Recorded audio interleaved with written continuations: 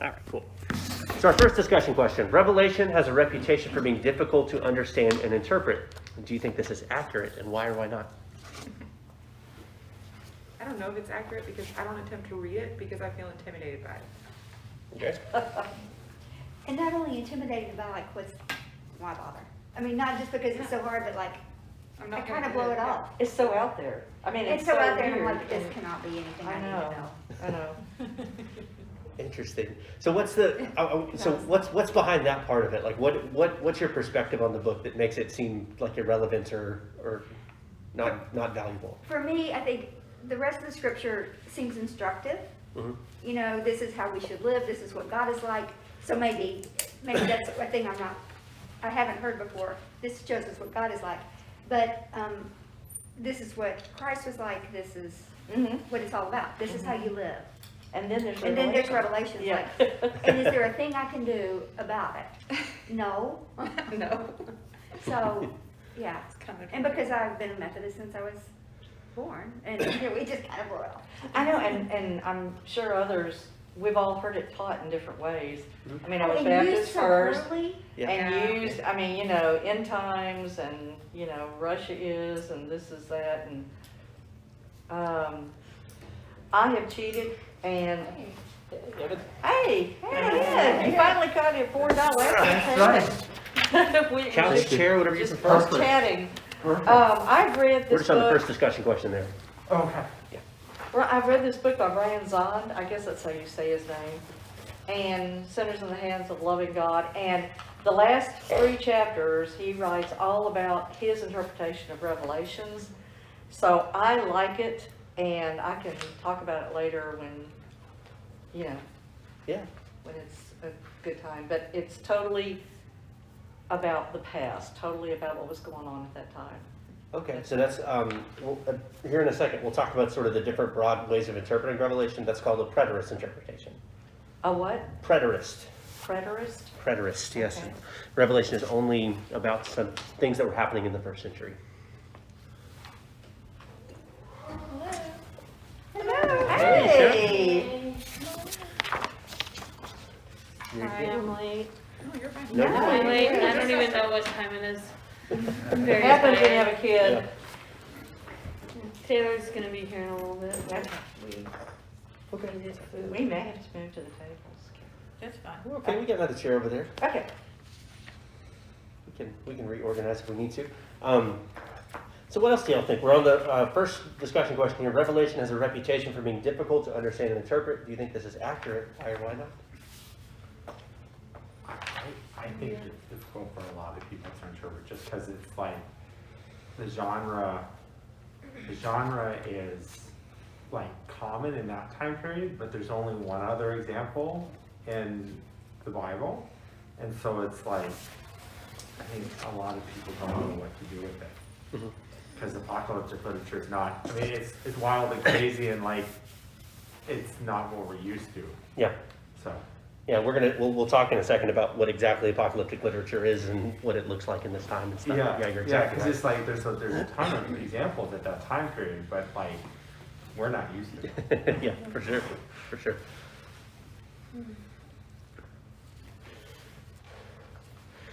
Well, just to engage with this a little bit further, do you think Revelation is primarily about what happened in the past, what is happening in the present, or what will happen in the future? Yes. The answer to that is yes. That sounds political. I think it's No. not No. having, my initial impression, not having studied it, is that it's what happened in the past. But that's kind of what I've been taught. Mhm. That it's actually, the preterist, yeah, is what I have heard, other than the, kind of, this is all, you know, the world's going to end next Tuesday kind of thing. Yeah. So I was actually serious when I said yes. I mean, I obviously don't know the answer. But, I mean, I feel like all those things assuming it is apocalyptic literature, are all tied together. Like, what happened in our past affects our present, which will affect our future. So therefore, it's all of it. Yeah. That's where I was going with it. Right. But yeah, all Alright. tied together. Yeah, it's like, I feel like with that style of literature, it's like kind of pulling back the veil Yeah. of like normal everyday life and seeing into like where things are actually moving and happening. And like the writer is applying it to his own time, our past. Mhm. But in a sense, you know, like you said, it's like it's Yeah. happening kind of outside of time in a way. Yeah. Yeah. Or it's the way that time impacts reality is viewed differently. Right. So in some sense it's happening in time, but the sense in which it's happening in time is Right. different because Like the that, perspective lens is the different. author's applying it to his time. Yeah. And he probably is looking to the future in some sense, but it's kind of a eternal thing Yeah. as opposed to in time. And that's probably why this question is difficult to answer, is because the author's view on time and the way that time affects reality is not really the same way that we That we look at it, typically think about which will become very evident as we go through the Say book. that one Say more yes, time. please. The way that we interpret time, there's a whole, science and stuff behind this, but the way we interpret time is not a contract, there's an objectivity to it, but we interpret it as a sort of a linear fabric that governs our lives. It's sequential or causal, right? At the very least, the author of John doesn't think of time that way, and you'll see some indications. By the time we get to Revelation 5, he'll say the Lamb of God was slain before the foundation of the world. What does that mean? Right. Jesus was slain in like 34 CE or something like that. Yeah. So, and what we'll see immediately is by the time we have this vision of reality where the line between heaven and earth is blurred, the way that time impacts reality is going to be significantly different. Right. And the narrative setting of Revelation goes back and forth a lot between heaven and earth. Right. Well, it's That didn't happen. It's- No. But that's okay. Well, it'll be Well, clear. it's like Halloween. I mean, like today, it's Halloween. It's just like we have like the Celts would have said that there's a time between times, and there's like a window at certain parts of the year where it like gets a little fuzzy and like the fairies can kidnap you and Right. that sort of thing. Right. And so like that's what Revelation is. It's just like in paper, it's kind of a Halloween moment It's a where time when fairies can kidnap you. time with fairies. So it's was and not yet. And Or to be, Yeah. but it's like you're kind of Huh? the fabric of the fabric Causing. of reality has gotten kind of thin and you can kind of see through it. Okay, you're talking like him now. Right. This is gonna be a But he was like, hold I'll on. explain. Let me try to explain this a different way. There's that verse in 1 Peter where it says, "To God, a day is like 1,000 years, and 1,000 years is like a day." Mhm. I think a lot of people read that and just think, well, God is so old that it doesn't matter or something like that. I don't think But so. what the Bible really views as eternity is that God is a being that exists outside of Outside time, time. right? So that God, in terms of our linear perception of reality, God exists in every moment of time somewhat equally. And scientifically speaking, you can kind of explain it this way because your experience of time is dependent on your mass and your acceleration. This is why I didn't want to get down this path too That's much. okay. I want But- to sit on the That's couch an with Einstein you. thing. I feel like we could Don't have wanna stopped do and that. then we would have gotten Did anybody see what was the one with Matthew McConaughey? Hey, I The have a space- space. Interstellar. Interstellar, yeah. Did anybody see Interstellar? Did Okay. we see Yes. that? Yeah.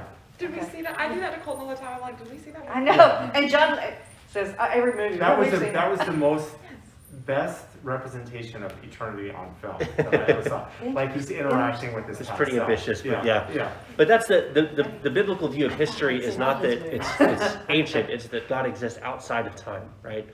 And so we'll try to track this as best we can, but one of the difficulties of Revelation is getting outside the notion that there's this, he's literally watching events unfold or something like that, because it says he's in the spirit, right? So he's in some sense an impaired cognitive state that is giving him an insight into supernatural realities that are not governed by material reality. Right. So John? that doesn't have to, John, you mean? John. John? Or he was hot.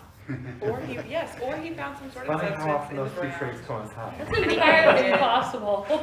It was And then he wrote John. this. Again, it I'm was sorry. John. That's entirely possible.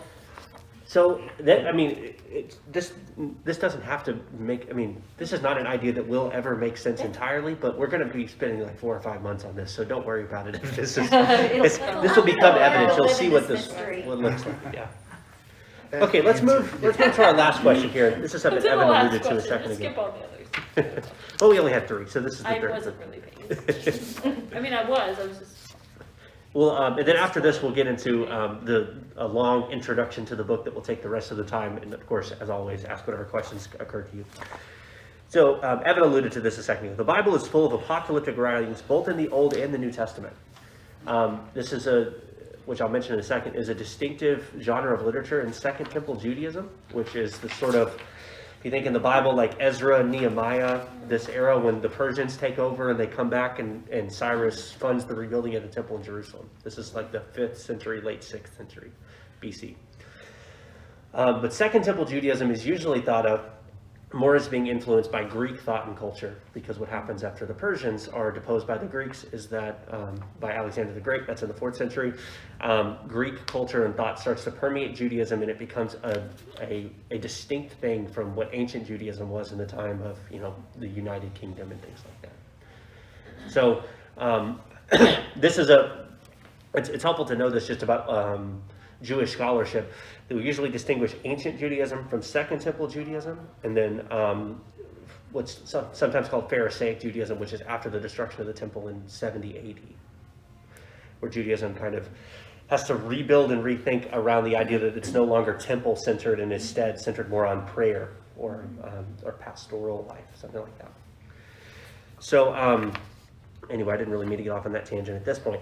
So what's interesting about Second Temple Judaism is that it's one of the features of it is that there's a lot of apocalyptic writing that you don't get before or after. There's those sort of centuries in between that constitute Second Temple Judaism, even outside of the Bible, is very much prone to apocalyptic writing. But it's in the Bible a lot too. The book of Daniel has a lot of apocalyptic writing. Some of the prophets incorporate elements of apocalyptic writing, and even the Gospels have apocalyptic passages. Could you define what we mean by apocalyptic? We will. Okay. Whatever notion you have in your head is good enough for now. It's coming ready, I have don't one worry. more question. Yeah, we'll talk specifically about what apocalyptic writing means, but Okay. but And this is whatever second- you're thinking of. Second Temple Judaism, it's Yes. changed, and there's writings that the Jewish people have that we don't really get privy to.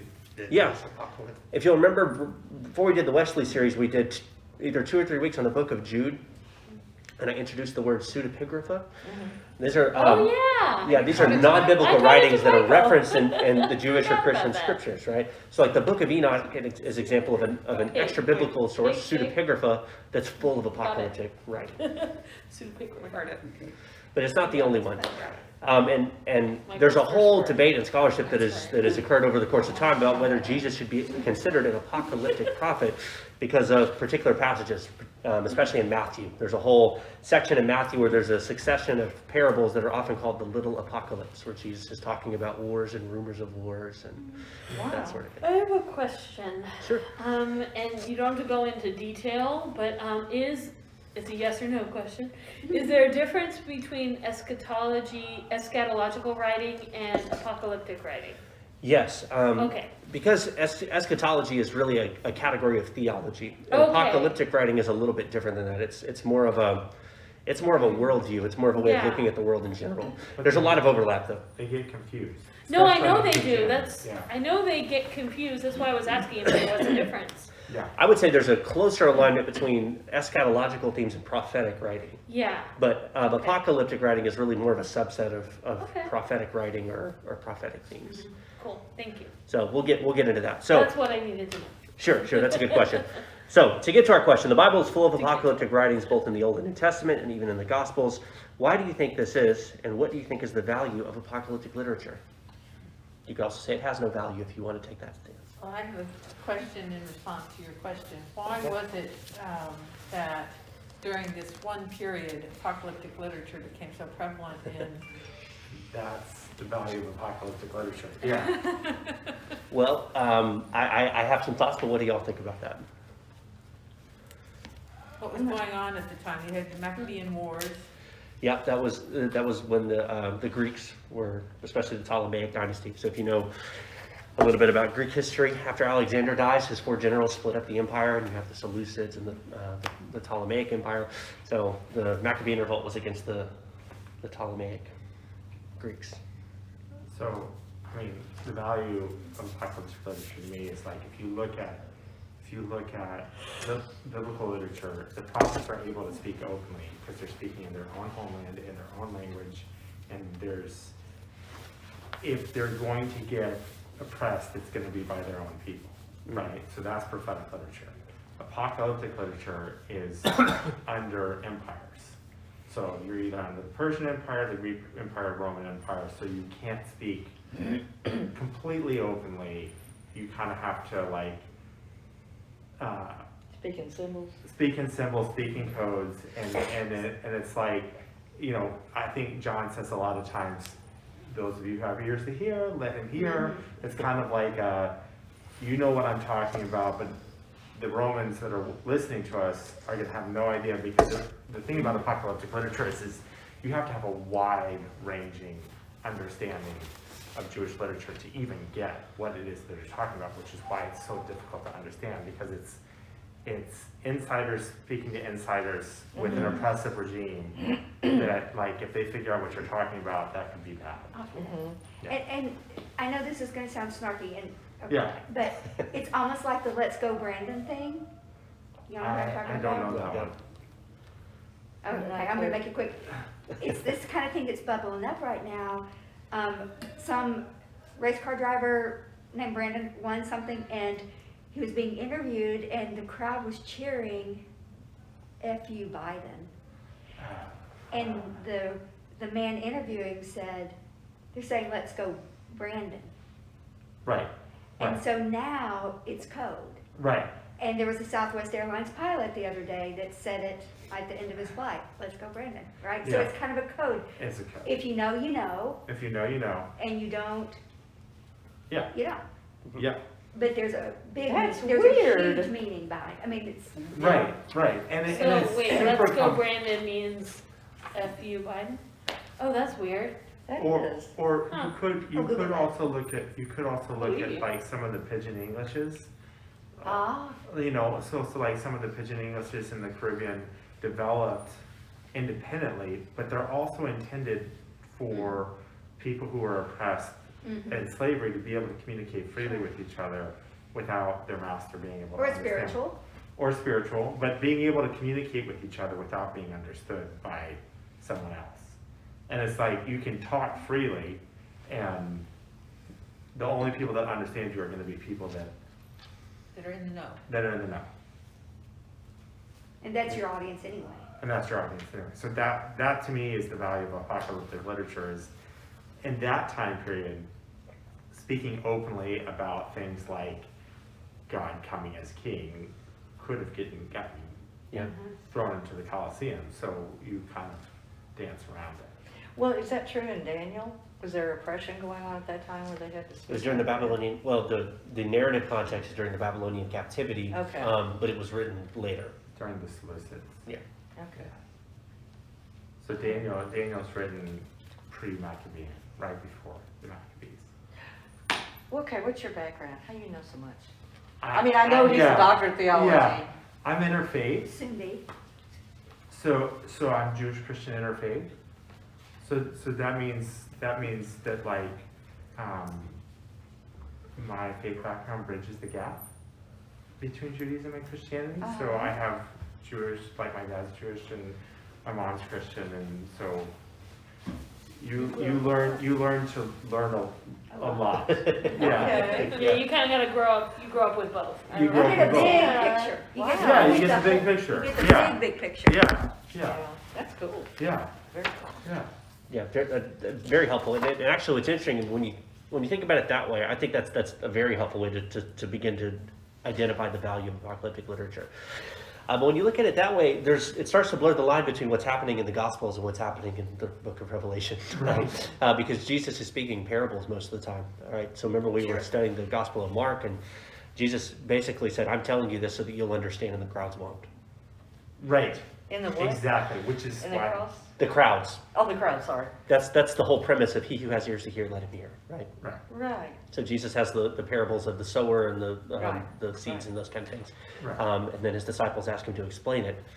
And he explains it, but he says, this is just for you. I'm telling you this because you'll know and they won't. right, right. I mean, think of what Jesus does when the Pharisees are trying to trap him, and he says, and they ask him, should we pay taxes to Caesar or not? And he raises the denarius and says, render unto Caesar what is Caesar's. Right? This is a whole separate conversation in New Testament scholarship, but the degree to which Jesus has an apocalyptic worldview that he's coming from and is speaking as an apocalyptic prophet. There's definitely a sense, and then definitely some passages in the Bible where Jesus is doing that.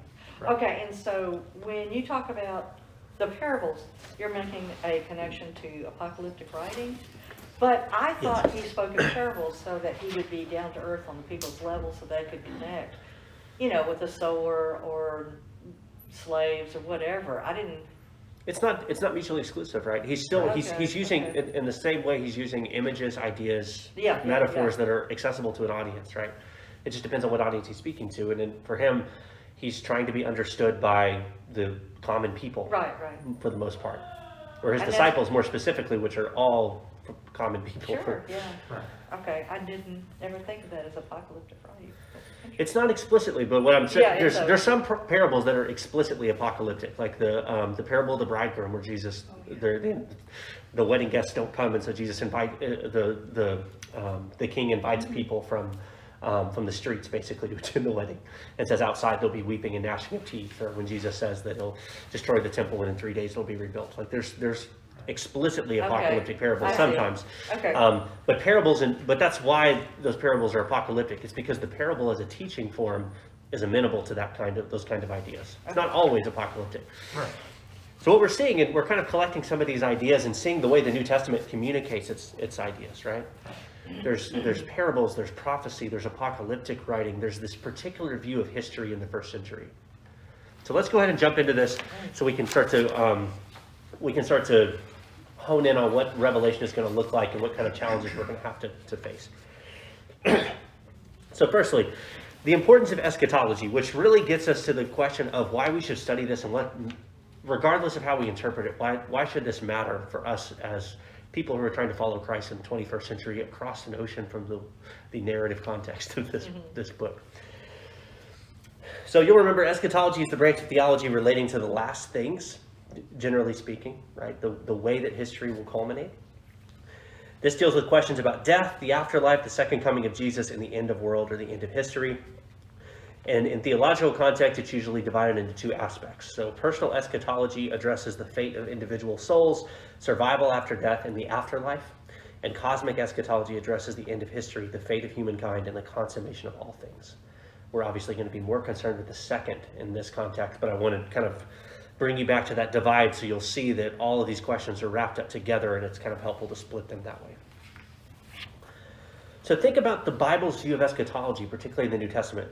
Jesus' most common way to characterize his message and mission is as bringing about the kingdom of God. And it's easy to lose this. That's a very different way than we tend to talk about salvation. Modern Western Christians tend to talk about salvation as an issue of personal conviction, personal choice, or a personal belief system or worldview. And it's not that these two are entirely separate, but Jesus, when he's inviting people to follow him, are inviting them to bring about the kingdom of God in the world, which has individual relevance, right? It means something about a choice they're making, but it's a very different thing than saying that you're establishing or accepting a certain belief system. What you're accepting is a mission or a view of your place in the world, which is that God is moving history in his own direction, and you're being invited into being part of that. So that's one way to look at that. But even to say that mission is to bring about the kingdom of God is a very specific way to talk about that, because the kingdom of God is not the same as the kingdoms that are governing the world now. So there's a socio-political element to it that says that the kingdom of God is going to come as a kingdom. It will mean a new kind of power structure, a new organization of society, and a new value system that governs those things. So what we're really getting at here is the worldview that John is coming from when he writes this. We're going to assume John wrote it. I'll talk about authorship in a second. For the sake of simplicity, we're going to assume that John wrote the book. And so this eschatological thinking is really, really germane to the worldview of the New Testament writers. So, but what does that mean for us? We talked about this before, and this brings us back to this verse from 1 John, which I want to read again in this context. So, beloved, we are children, we are God's children now. What we will be has not yet been revealed. What we do know is this: when he is revealed, we will be like him, for we will see him as he is. And all who have this hope in him purify themselves just as he is pure. So for me, the relevance of eschatology for Christians now is that eschatology is about hope, right? It's the expectation of a world wherein sin and death are defeated, Christ reigns over all creation, and the love of God brings us into perfect community with God and each other. What we'll see at the end of Revelation is that the culmination of all these things is the New Jerusalem coming down to earth, right? We'll talk a lot about what that means, but at the very least, what it means is the redemption of human community amongst ourselves and with God. And that's the point of this, I think. That's what I meant by Revelation is telling us something about the nature of God and the way that God is working in the world and the way that we're being brought into that work. And it has a very, very culturally specific way of telling that story. And that's why one of the reasons why it's so difficult. But what we get to at the bottom of that is a vision of history from God's perspective.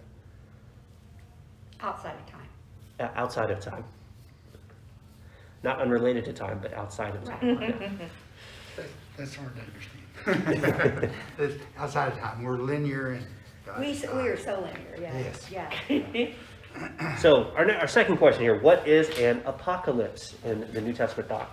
So interestingly, in this verse in 1 John where it says, what we will be has not been yet revealed, what we do know is this, when he is revealed. Those words revealed is the Greek word for apocalypse, apocalypsis. The word in New Testament for apocalypse means a revelation, unveiling, or uncovering. This is important because it doesn't have in its original context any of the connotations we associated with it about the end of the world or a global cataclysm or some kind of like cosmic catastrophe. It's amenable to those kind of themes, but that's not specifically what an apocalypse is. That's not the way the New Testament talks about it. In the New Testament, apocalypse is the revealing of the world as it actually is, in some sense. It's a pulling back of the curtain to see what's going on behind the scenes, to give you a fuller picture, which means your vision of reality is not just material, it's spiritual and material. It's not just driven by human agency. You see what God is doing, right? And you see the full picture on all of its elements. Wizard of Oz, I'm sorry, I just picked it. Yeah. Pulling back the curtain. Sure, the Wizard of Oz. I'm not happy with that, but Did you say you're not happy about it? no, I'm happy with it. Oh, I'm sorry. You can find that. Okay. So we want to get underneath this a little bit because the Revelation is called Revelation because the first word in Greek is apocalypsis, and that's translated revelation. Okay. But it doesn't start to take on that kind of connotation that we see until you get into the kind of futurist interpretations of Revelation, and particularly premillennial, which I'll talk about what that means much later in Revelation. But that's the sort of like Left Behind, Hal Lindsey, Late Great Planet Earth. That's the sort of view of Revelation that comes around in the 20th century. There are examples of it earlier in church history, but there's a particular brand of it that we're all culturally familiar with. Mm-hmm. But that's not really what an apocalypse is, and that's not primarily what's happening here. That's part of the story, but that's not what the word means, and that's not really what the point of the book is. Okay. Now, once we establish that, it's interesting to think about why Revelation has all these things about the end of the world and violence and power struggle and things like that, and why the consummation of all things includes some of these themes. But that's for later in the book. All right, so let's answer another question here, which is, what is prophecy, and what does prophecy really mean in the Bible? Because this will be another thing that will get us out of this mindset of thinking that Revelation is necessarily about stuff that's going to happen in the future. So biblical prophecy is the revelation of God's perspective on history. So it includes past, present, and future elements, right? It is God giving God's own reading and understanding about history, right? Now, it's important to understand this as a Jewish model for prophecy and an aspect of the Jewish worldview in the ancient world. So the Bible, and especially the Old Testament, we talked a lot about this in the Hosea and Amos series, but that was like almost 2 years ago now, so we'll circle back. The Old Testament especially understands history as the outworking of salvation by God for all the peoples of the earth. There is a prominent term in Old Testament scholarship is salvation history as a way to describe the way the Jews think about this in the ancient, at least in an ancient context. Again, we have to get outside of the individualist mindset of what salvation is. Salvation is something that happens for a community of people that has individual relevance. And particularly, it's, obviously in the Jewish context, it's specifically related to this covenant that God has with a specific people, but a covenant that is relevant for all people from the beginning. So you see this in like the Abrahamic covenant and the Jewish notions of Messiah all the way back, that God has a special covenant with the Jewish people, but when the Messiah comes, he'll bring peace on earth for all people. And for the natural world. Yeah, and for the natural world too, absolutely. That's why at the end of Revelation, we'll see a new heaven and a new earth. Yeah. And in a lot of Old Testament prophecy, you see a lot of natural elements, allusions to things in the natural world, like the lion will lie with the lamb or something like that, right? There's a sense in which sin is not just a human problem. Right. That it is in some sense an infection that affects all creation. So we'll talk about that, but that's a good point, because that's the other thing. It's not just individualistic. It's not strictly speaking a human reality either. It's primarily human, but in the context of humans being created in their own place in creation, right? That's a lot of, there's some early church fathers, particularly Irenaeus, that talk about salvation as recapitulation, God sort of turning back the clock and working things back to its original mode of being. That includes humans and the rest of creation. But that is the view of biblical prophecy here. It's primarily about what God is doing in history and how that affects humans, right? Another helpful thing here to notice is that Jewish prophecy, especially in the ancient world, operates as a pattern of fulfillment coming into focus over time. So in the Western world, we tend to think of prophecy as this pattern of prediction and fulfillment that is, it's a very Greek way of thinking about it. It's the way that it worked with the sort of like oracles that were prominent in the ancient world in Greece. The Oracle of Delphi is the most famous one, but that was not the only example of that. Where you go and you ask a question and you get an answer about what's going to happen, and it's kind of esoteric and it might mean something or it might not, and people get tricked. But that's the way the Greeks think about it. But an oracle was a person, right? Yeah, an oracle is a person. Okay. Yeah, the Oracle of Delphi was a historical person that Sat in a cave. yeah. Or it was kind of a little shed, I think. I can't remember A little shed. exactly, but there's some really interesting stories of like, it was famous. It wasn't the same person all the time, obviously. They had a succession and a sort of Wasn't it a ritual. virgin? Yes, they did have My two virgins. life works in books and movies. The Shack. Yeah. Matrix. Okay. Matrix, Oedipus Rex, you know, you Yeah. go to, yeah, Okay. go to the Oracle, yeah. So, but you can see, so apocalyptic literature is a sort of subset of prophecy. And the way that Jews think about prophecy is, and it's helpful to bring these notions together. Salvation is something that God is working out in history, and prophecy is a revelation about what that looks like now. Which necessarily means that it's going to say something about what God did in the past and explain that trajectory from the past, the present, to the future. So Jewish prophecy has relevance for the future, but it's not specifically speaking about what's going to happen in the future. So you see this all the time. This will really help you understand Old Testament prophecy, because they're clearly referring to historical events, but then they'll say off-the-wall stuff like the mountains will run with wine. Like that doesn't happen. You will not identify a place in history where that happened in any literal sense. But what they're doing is taking this tradition that's been given from them, Abraham, Isaac, Jacob, going through David, God's covenant with the people, and saying this is what it means for this time, and this is how this promise from God will be consummated in the future. That's this kind of like template for prophecy we need to think about, because that's what's behind the book of Revelation.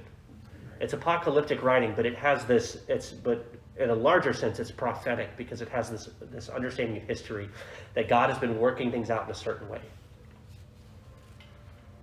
All right, that's going to be a really important part of this. Anybody have any questions, comments, concerns about that?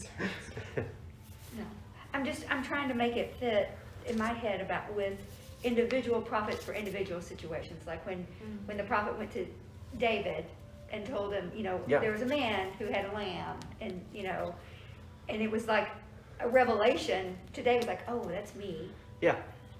But that, is that the same kind of prophecy that we're talking about? In a sense, I mean, I In a don't want sense. to. I'm. I mean, These are generalizations also, Right, right? right. So you can find. I mean, it's not all exactly the same, right? That the sort of centers of gravity between past, present, and future are not always exactly the same, right? And prophets in general in the Old Testament are just people that are given truth to speak from God. Yeah. And that's really what they're meant to do. They are mouthpieces for divine truth. Yeah, and I think kind of what you're talking to is like the prophetic, the prophets in the Hebrew Bible are speaking truth to power, Yes. right? So whether that speaking truth to power is kind of a global sense, where it's like, hey, you know, this is all gonna be done away with, God's kingdom is coming, or whether it's a specific, you did shit and God's gonna not happy. Right. You see how it's kind of the same thing? I do, So it's yeah. kind of like you're looking to the future where, you know, you don't steal people's wives. That doesn't Right. happen. And then you're applying that future to this situation, which is, but it's all kind of Tied up together. tied up Yeah, together. yeah. Yeah. So in like, not to take a detour, but in Jewish literature, you have three basic components of the Bible. So you have Torah, the prophets, and the writings. And so the prophets are kind of The like, writings include all the wisdom literature, Psalms, poetry, that kind of and stuff. apocalyptic. Apocalyptic, So like the prophets are speaking at like a specific time period where, hey, there's a king that you can like go talk to and be like, hey, this isn't right. So that's kind of where they fit. Does that make sense? Yeah. Yeah. And it's all in service, really, of this idea that God's covenant means that he's correcting this problem of sin through the Jewish people, but for all people in some sense. So, I mean, this is the way to read the law too, right? This is a real tangent. This is why I don't think the Ten Commandments should be on a courthouse somewhere, right? Because it's a prescription for a certain kind of life in society for people that are chosen by God and who decide that they want to follow God. There's an element of human agency to this as well, where they're just, and I mean, you see this. The Jews receive the law in Exodus and they say, we'll follow this, we'll do this. Like that's a huge part of this. But that's broadly speaking the worldview in the Old Testament. But that's in some sense what gets adopted, and it's very much a part of this sort of apocalyptic tradition in Second Temple Judaism. Okay. The second sentence under prophecy, the Bible, especially the Old Testament, understands history as the outworking of salvation by God for all peoples of the earth. I didn't realize under the Hebrew or the Jewish that they were looking towards God's salvation for all the peoples. I just thought it was they were the chosen people and everybody else That was. caught me too. Yeah, you don't, and to clarify this sentence, it doesn't mean all people individually, it means all peoples, relevance for all, ethnic groups and things like that. But yes, and even if you talk to modern Jews, they will tell you that the Abrahamic covenant is given specifically to the Jewish people, but God says that all the peoples of the earth will be blessed through Abraham's family. And their understanding of that is that the Messiah will come and establish shalom on earth for all peoples. That's why you'll get Jews that are a little bit suspicious of like Messianic Judaism, because most modern Jews will tell you that if the Messiah has come, then Judaism doesn't have any relevance anymore, because it is a covenant that's specific to a certain time before the Messiah comes. That's in my conversations with Jews. That's what they've told me anyway. So I mean, think about it like layers, right? So like in the Hebrew scriptures, it's layered, right? So you have emanations, kind of like God's light is being filtered through multiple layers of glass to get to the natural world. And so you have kind of like, at the beginning you have Adam and Eve are God's idol, or God's priest to the natural world. And then you have this other layer where it's kind of like God's like, well, maybe I need another priest. And so he kind of sets up Israel. And then you're like, well, maybe I need another layer of priest. And so I have like the Levites, and then I have another layer. So does that make sense? So it's not the sense that, okay, we're going to take you out and you do your own thing.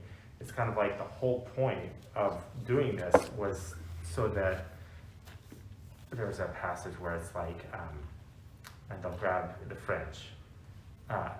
10 men will come to a Jewish man and grab his fringe. And it's kind of like, teach us what you know, kind of thing. It's it's not a, hey, we're gonna hoard this. It's more like, the purpose of it is what you see in Jesus. Hey, be a light on a hill. Yeah, Yeah, that's very helpful. yeah. So let's, I don't want to run out of time before we get to too much of this here, so we still got about 20 minutes, that'll be fine. Good. So let's start talking specifically about Revelation, since that's what since we should do that at some point. I have some thoughts here about challenges for interpreting Revelation first. The first is the genre being apocalyptic literature, which is the next thing we're going to talk about specifically. As we've talked about, apocalyptic literature is a little bit different than other New Testament writings. When Paul writes a letter to a church, that genre or that form of writing is more accessible to us. It's prescriptive, it's instructive, it's more similar to the way that we write now. First century Jewish apocalyptic literature is pretty different than our standard genres of literature or ways of writing now. That's going to be the first kind of challenge we have to get past, is trying to think in terms of how a first century Jew would have understood and read this. So that's part of what makes it difficult. The second thing is all of these Old Testament allusions, or what you might call hyperlinks to the Old Testament. Revelation is by far in the New Testament the book that has the most allusions to the Old Testament. There's well over 600, and we will not capture all of them, but we will, and you'll see this as we're studying it, we will constantly have to allude back to stories in the Old Testament to understand what these images and metaphors mean. But that's part of why they're not immediately accessible to us, but they would have been accessible to John's audience, who are suffused in a sort of Old Testament worldview, and who are very familiar with the images involved with that. So that's another challenge we'll have to face. And then, of course, as we've already mentioned, diversity of interpretation. Every biblical book has a lot of interpretation, but Revelation is its own breed. There is such a complexity of interpretations over the course of time. And really, in American Christianity, this is especially relevant. I mean, for example, the Puritans, we don't tend to think of them as a sort of apocalyptic group, but their commentaries on the Bible, the book they commented on the most was Revelation. So just an interesting side note to point out the fact that there's an interesting paradox here where we don't really have modern examples of this kind of literature, but yet American Christianity has been preoccupied with this book and this writing more so than most other eras of Christian history. Which is probably why we've got all these weird interpretations that we're all familiar with.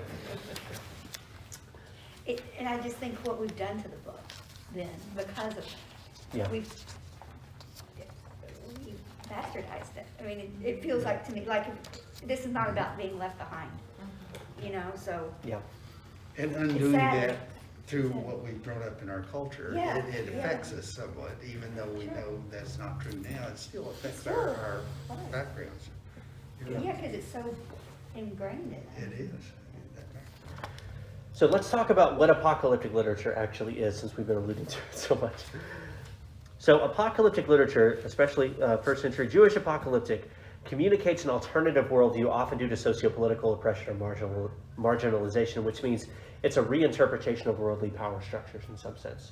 Evan's description earlier was really helpful. Broadly speaking, it's prophetic, right? But it's a particular type of prophetic literature that serves these sorts of contexts where there is a imbalance of a power structure, especially if it's some kind of socio-political oppression. So I think it's the value of apocalyptic literature kind of goes beyond that, but it's a historical fact that apocalyptic literature shows up in these contexts. So Second Temple Judaism was first ruled by the Greeks and then the Romans, basically. And apocalyptic literature is one way in which to talk about how there is a worldly reality where there's a certain organization of power, but we think that God has a different way of working this power out. We think that at the deepest reality, God is working out history differently, which means there is a different power structure that's ultimately at play here. Is there apocalyptic literature outside of the ancient Middle East? Yes, I'm trying to think of a good example of that. There are definitely some Muslim apocalyptic writings too. That's the example that comes to mind. I'd have to think about that a little bit more, but yes, I think so. I think that's fair to say. So, let's talk about some of the characteristics of apocalyptic thinking in general. So why this is important is that first century Judaism was heavily apocalyptic in the way that it thought about the world. We'll have a whole section in a second where I'll talk about the first century world, first century history. But it's fair to say that generally speaking, Judaism in the first century is heavily apocalyptic, or most forms of Judaism were. So here's some characteristics of apocalyptic thinking. A sort of dualistic thinking where the themes are always kind of set against each other, light and darkness, good and evil, God and Satan. This sort of like dualistic way of thinking about the world is sort of black and white alternatives. That's very characteristic of apocalyptic. The idea of a righteous remnant that's sort of being carried forth, like, again, think about this in terms of a power imbalance, right? There's a minority group there that represents the righteous remnant that's being carried forth by God. An emphasis on divine judgment is pretty common because, again, God has a different way of organizing power than the world does in this thinking, right? So there's this emphasis on God as judging those in power in some sense. And what's also important here, a division of history into the present age and the age to come. Because again, there is this dissonance between the way the world is organized now and the way the world will be organized when God's purposes have been fulfilled. So those are the characteristics of apocalyptic thinking. And so features of apocalyptic writing, as we've talked about, heavily eschatological, heavily dualistic, usually prophetic. All of these kind of ideas we've been collecting here, they're themes that build out apocalyptic literature. And there's also a tendency toward like a rigid determinism. Because again, the idea is that God is the primary agent working throughout history. And so however things seem, whether we're being persecuted, whether they're suffering, whether things don't look like we think they should, God is working out history in a particular way. And the way that God wants history to work is the way that it will go. So we can see this is just not exactly the way we think about the world. This is the way that some Christians think about the world for sure. Definitely, if you're a sort of evangelical preterist, you can see a lot of these themes popping up. So there's definitely more apocalyptic forms of Christianity. But it's important to see that this is the worldview that's informing John's writing of Revelation. And the last thing here I want to kind of bring up is this idea of Revelation is dream literature. Because again, this is very different than the way we think about things. So apocalyptic writing, as well as prophetic writing in general, often uses dreams or visions to convey information. This is something we all know. You can think of 100 examples in the Old Testament about this. But what's important to realize here is that ancient writers viewed dreams as objective insights into past, present, or future events, which is why they're often interpreted prophetically. Very few modern Western people think about dreams like this. We tend to think about dreams as subjective insights into our subconscious or something like that. Right. So this is not my area of expertise at all, but it has something to do with the Freudian or Jungian psychology, right? Though notably Jungian is not. Because Jung was like, you're hitting this cosmic.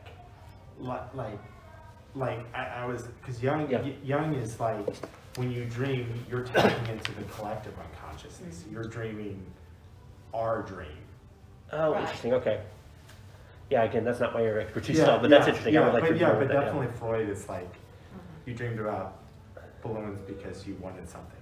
Yeah. Yeah. And you know, and broadly here, even Freud had sort of specific claims around this, but broadly speaking, the cultural understanding of dreams is that they're incidental to your own psyche, or things that happen in your life. They might be meaningful, they might be not meaningful, but they're definitely subjective. Right. This is absolutely not the way biblical writers thought about this, and that's why you'll see in Genesis where Joseph has a dream and his brothers want to sell him into slavery, right? If it's just because Joseph had a dream because he had a weird experience yesterday, that's not important. But dreams were taken very seriously because they were thought to provide some kind of objective insight about the world. A direct message. Yeah, in some sense. And this is not even specifically Christian. This is just the ancient world in general, right. Which is why by the time Daniel gets to Babylon, the Babylonian king is also very interested in dreams and Daniel's dreams. Yeah. So important to realize that, because what we're getting from John is this vision, right? It's saying he was in the Spirit and he receives this vision. This has a long, very deep history in Old Testament literature of a way of conveying information. So, and it's not the way that we think about it. That's the important part here. Okay, a few more sort of technicalities here, and then we'll have another brief discussion at the end. So this point here, understanding the world of first century Judea. That's all right. Go ahead, John. And then back to dreams, Yeah. so the way we think about them is more subjective, the way they thought about it is more objective. Do you think it's changed? Do you think their objectivity was truly from God about their dreams? And if so, would some of our dreams not be more objective than subjective? I don't know. I'm just throwing that up. I would say, I mean, if I'm going to speculate about that, I would say that God conveys information to people in accordance with their cultural beliefs, right? So I would say because the ancient world, it was common to think of that way, to think of God as conveying information through dreams. It makes sense that if God was going to provide a revelation, that it would come through those kind of means. That's interesting. That's purely speculative. That's just what Yeah, I think. yeah. So no, I don't think there's any reason to think that just because ancient people thought that dreams were objectively meaningful, that we should think about it that way. No, I don't have any problem with the idea that God could still communicate information through dreams. I don't think about my dreams that way, and if somebody told me that, I'd be suspicious before I would It'd be believe scary it. So. for me. Weird dream. I don't know, Sometimes, too, yeah. Well, it's one way to explain. I mean, if you've been involved in any kind of like missionary work, you'll see that the idea that God communicates through dreams is still common in Christianity and other cultures. And I don't have any reason to cast aspersions on that as a modern Western person who has a rationalistic bias. Yeah. So I think that fits with my view of who God is that God would communicate information in accordance with the cultural beliefs of the people that he's communicating to. All right, so some first century history here. So Judea was a small Roman province about 2,500 miles to the east of the capital in Rome, meaning it was a bit of a backwater. There was definitely Roman control there, but it was never a Roman priority because Rome had a lot of other things going on and Judea was not a big deal. So first century Judaism, I alluded to this earlier, was very different than modern Judaism or ancient Judaism. So we're still in the Second Temple Judaism, but at the very end of the Second Temple age. So a couple things.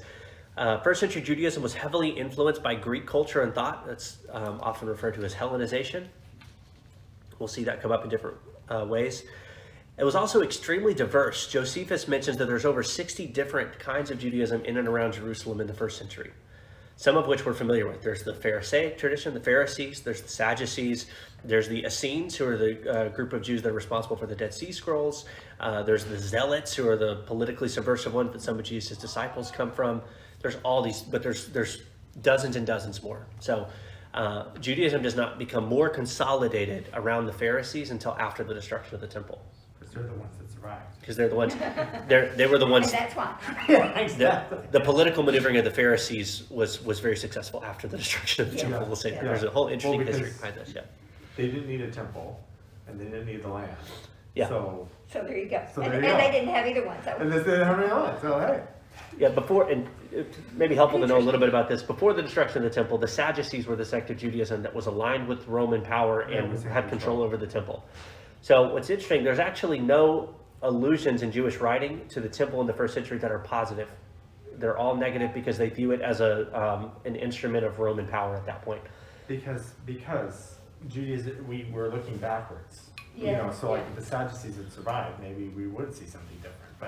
But the movement of the rabbis goes through the Pharisees, which are opposed to. Yeah, Pharisees and Sadducees, you might get the impression in the Gospels that they're sort of, in cahoots with each other. That's almost never true. The Pharisees, their center of power was outside the cities, in rural areas, and sort of synagogues were the primary context where Pharisees taught and had influence. And the Sadducees were very much the urban, wealthy, politically aligned power. They had different theological beliefs too. You can see this in the Gospels. The Sadducees denied the existence of angels and the resurrection from the dead, and Pharisees affirmed those beliefs. So, In the Sanhedrin, they were more governmental, were they more Sadducee than Pharisee? Yes. Or- Yeah, yeah, that makes sense. there may have been some Pharisees It's in the mixed. Sanhedrin. I think it's mixed. mixed, right? Yeah.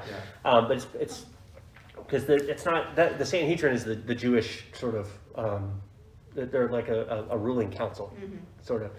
So it's mixed in there. Yeah. But you can start to get impressions about how different Judaism could be in this time, right? And then the Essenes were a separatist group that didn't believe in aligning with society at all and lived out near Quran on the north edge of the Dead Sea. That was a separate sect and they just lived away. Entirely from separate sect. And the Zealots weren't, they weren't, I mean, they were trying to actively subvert and rebel against Roman power. And that's just a small example of the types of diversity you see. So there were quite a few groups here that are politically subversive. There were frequent rebellions. This culminated in what's called the Great Revolt in 66 CE, where there was a very successful, sustained revolt against Roman government. The Romans did not immediately suppress this because, again, Judea is not really a priority. But when they finally got sick of it, they sacked Jerusalem and destroyed the temple in the year 70.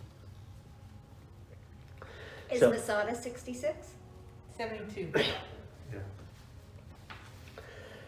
And the were those the zealots, politically subversive? They're the main ones that are mentioned in the Bible. There were other politically subversive groups too. I don't know much about the particular groups that were involved in the Great Revolt, but there's multiple.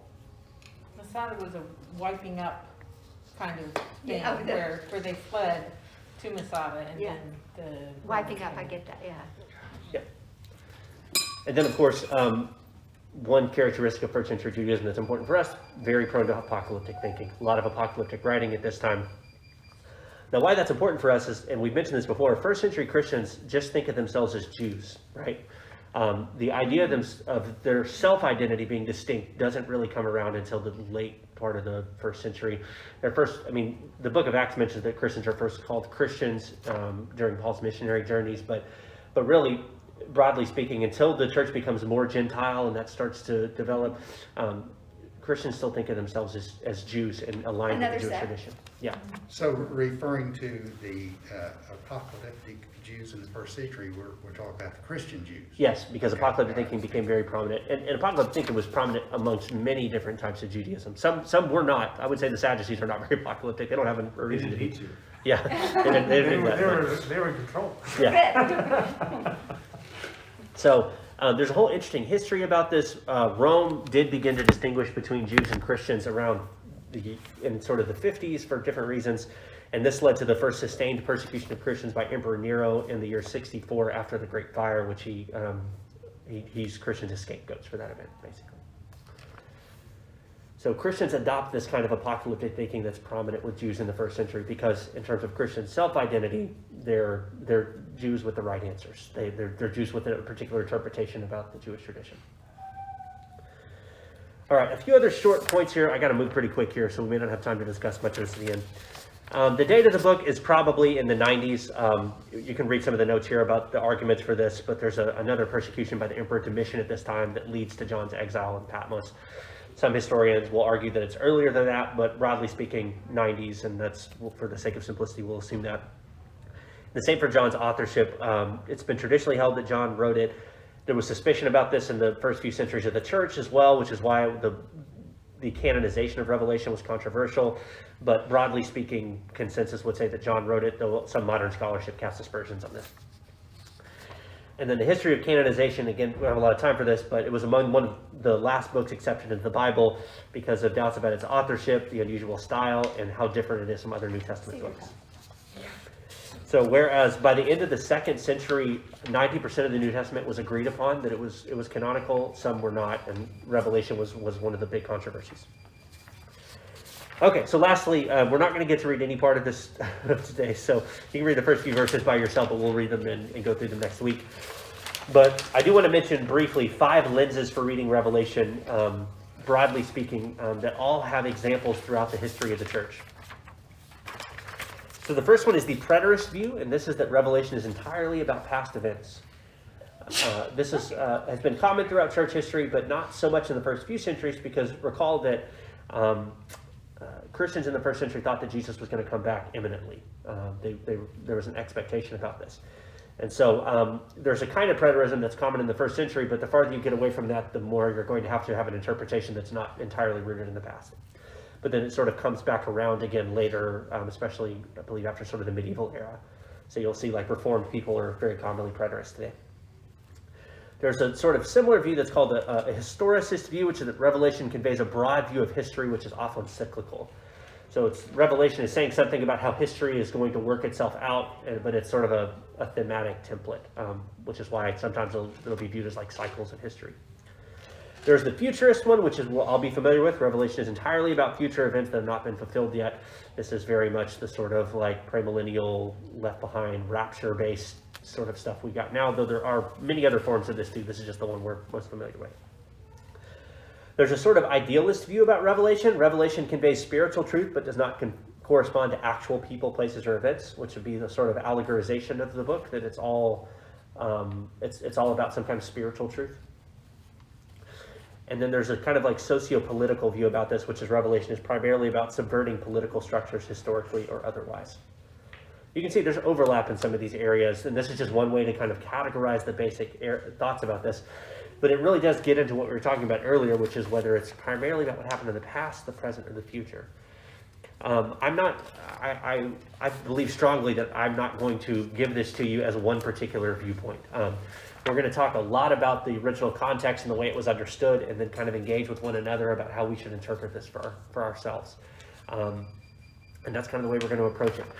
And a lot of these themes about apocalyptic writing and first century Judaism, and generally the worldview that produced the book of Revelation, is stuff that will come up a lot. We'll come back to all this over the course of 4 or 5 months. You're going to have a very interesting Christmas that's going to be suffused in apocalyptic literature. Come, baby Jesus. Yeah. All right. Well, we got to get going. So let me wrap up here with a prayer. I've included a prayer from St. Augustine, who most of you will know is probably the most important theologian in the history of the church besides Paul, who lived at the latter part of the 4th century and early part of the 5th century AD. O Lord our God, under the shadow of your wings let us hope. You will support us both when little and even to gray hairs. When our strength comes from you, it is strength, but when our own, it is feebleness. We return to you, O Lord, that from weariness of our souls may rise towards you, leaning on the things which you have created, and passing on to yourself who has wonderfully made them. For with you is refreshment and true strength. Amen. Thank you.